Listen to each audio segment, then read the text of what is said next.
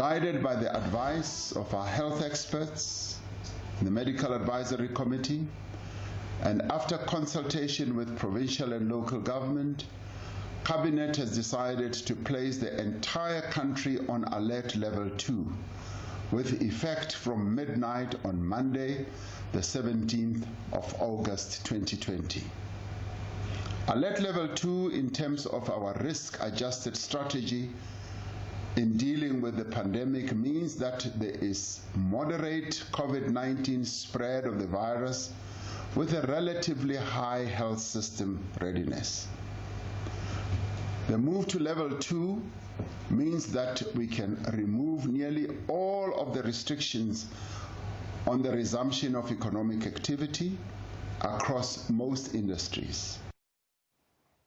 Well, we are less than 4 hours away from the new year, as some people have dubbed level 2.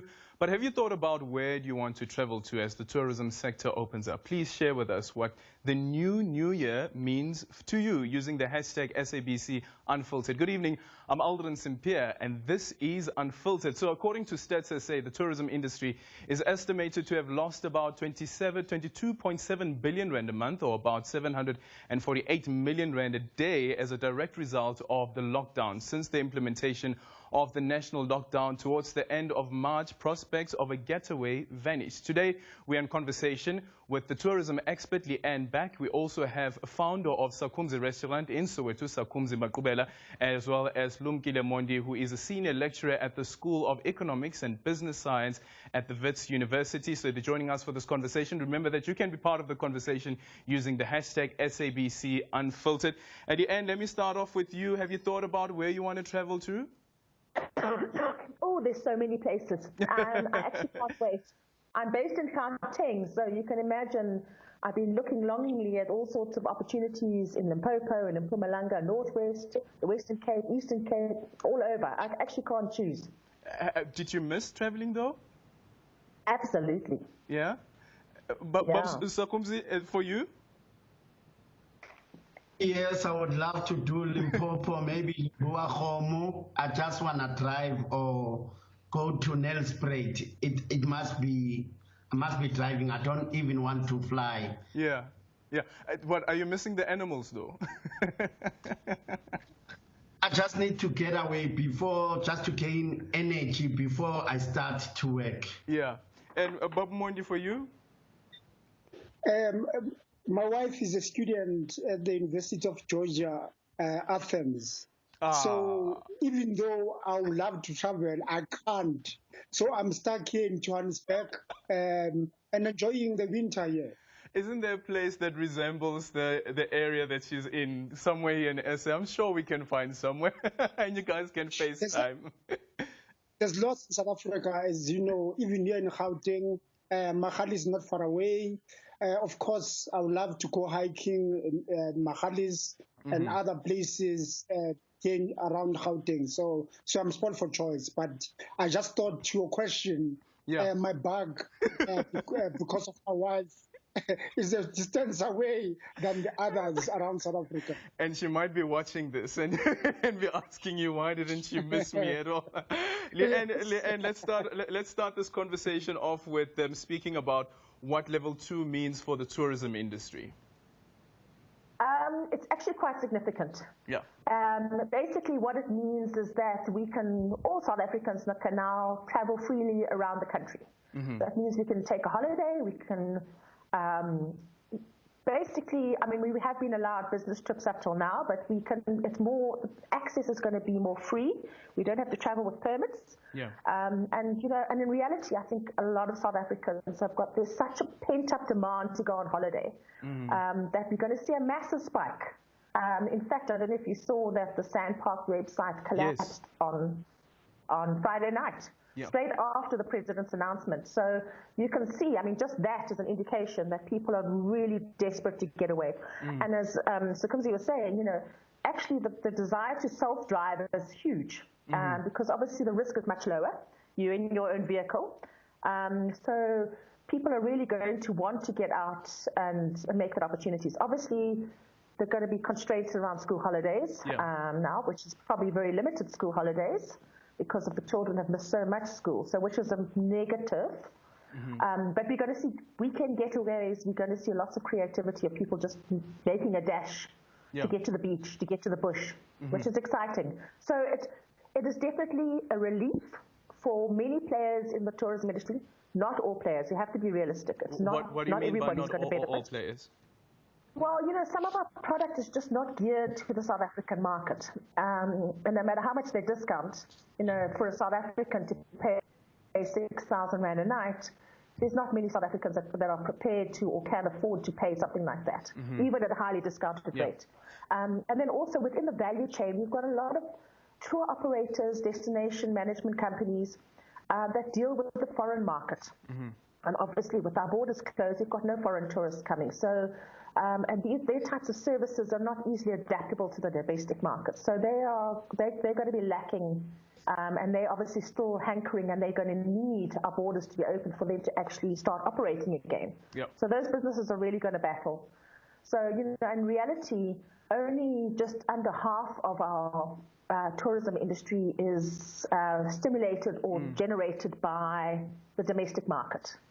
So, so there's a big chunk that is actually not going to benefit. And whether it's enough, it will be enough for some businesses. Whether it's enough for all businesses, it's unlikely.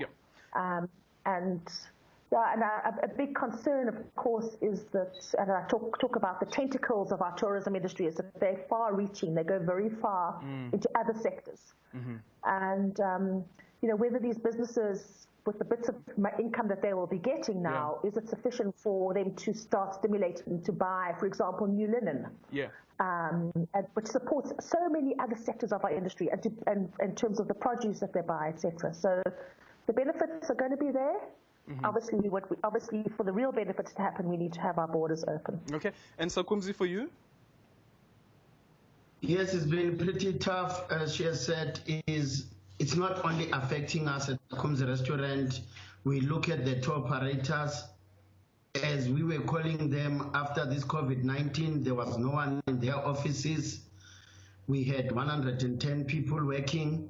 Yes, we are open for business, but can we really call everyone we were working with now? We just cannot, because it's like we're starting a new business. We had 110 before we shut down the business. Now it's like we're starting a new business. We need to start with only 25 people. Wow. Does this mean that you had to let go of some of the people, or is it just that you had to scale down? We had to scale down, and as soon as the business picks up, then we can call them. On a quiet day, we used to see 200 people, and it was more tourists that were coming around lunchtime every day. So as the airlines are still closed, there's no one coming in the country. As for us, we are open for domestic tourism, not international tourism. So it's still pretty tough, though we welcome what the president is offering. We'll have a conversation about the impact of not having international travel resuming during lockdown level 2. But Mondi, just quickly on the impact of the tourism sector reopening and the domestic tourism at least benefiting from this.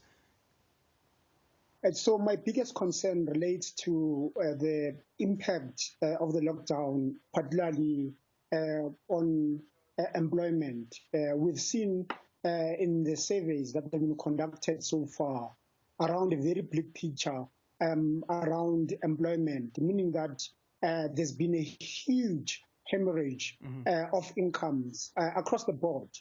We've seen even at formal employment levels where executives have had to take a cut of between 20 and 30%.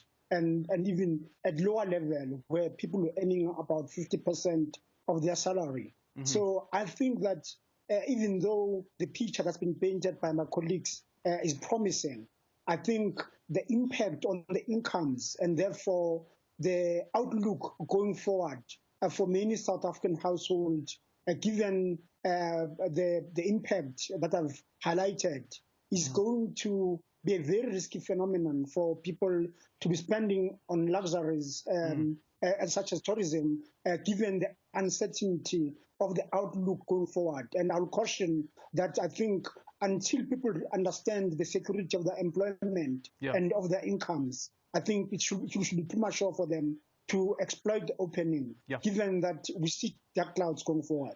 Okay, and when we come back, I also want to have a conversation about the other external factors that could have an impact on the number of people who would be traveling domestically, and that is around the anxiety levels that some people have and still the fear around COVID-19. And what do we do about how we report on COVID-19, and does that at all have an impact on those anxieties? That conversation just after this. And welcome back. You're still watching Unfiltered with me, Aldrin Simpierli. And just quickly before we end this segment on SABC3 and we move over the conversation to SABC's news channel 404, the impact that the restriction on international travel would have on the industry and the points that Lumkile is also raising around how this will affect the industry and how important it is. Okay, so it's in terms of direct spend in our economy. So in other words, what tourists actually spend on accommodation, on food, etc.